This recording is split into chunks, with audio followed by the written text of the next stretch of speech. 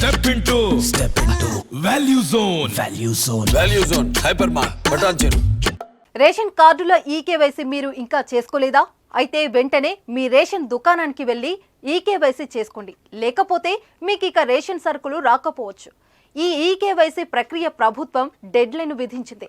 Ration కార్డుల ఈకేవైసీకి జనవరి 31 తుది గడువని స్పష్టం చేసింది. ఈ మేరకు ఆ శాఖ కమిషనర్ దేవేందర్ సింగ్ చౌహాన్ శనివారం ఉత్తర్వులు జారీ చేశారు. ఈ లోపు ఎవరైనా ఆధార్ లింకు చేయని వారు ఉంటే వెంటనే ఆ పని పూర్తి చేయడం మంచిదని అధికారులు సూచిస్తున్నారు.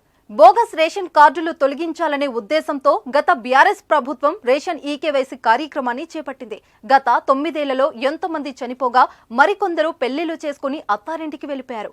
ఈ నేపథ్యంలో రేషన్ బియ్యం పక్కదారి పట్టకుండా ఈకేవైసీ చేపట్టింది. ప్రస్తుతం రేషన్ కార్డులో పేరున్న వారంతా వేలిముద్రలు వేయాలని స్పష్టం చేసింది. 2 నెలలుగా ఈ ప్రక్రియ కొనసాగుతుంది.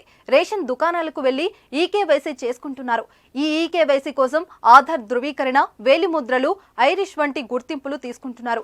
రేషన్ కార్డును ఆధార్ నెంబర్తో లింకు చేయడానికి మీ రేషన్ కార్డులో ఉన్న సభ్యులందరి ఆధార్ నెంబర్ ఇవ్వాల్సి ఉంటుంది. వాటి ఆధారంగా ఈ ఈకేవైసీని పూర్తి చేశారు.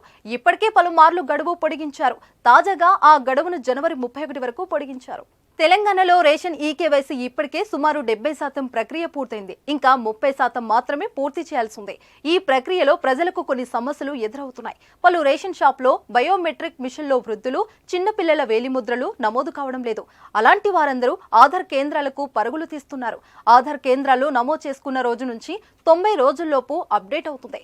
అయితే ప్రభుత్వం జనవరి 31 వరకే అవకాశం ఇవ్వడంతో ఇంకా అప్డేట్ చేసుకుని వారిలో ఆందోళన మొదలైంది.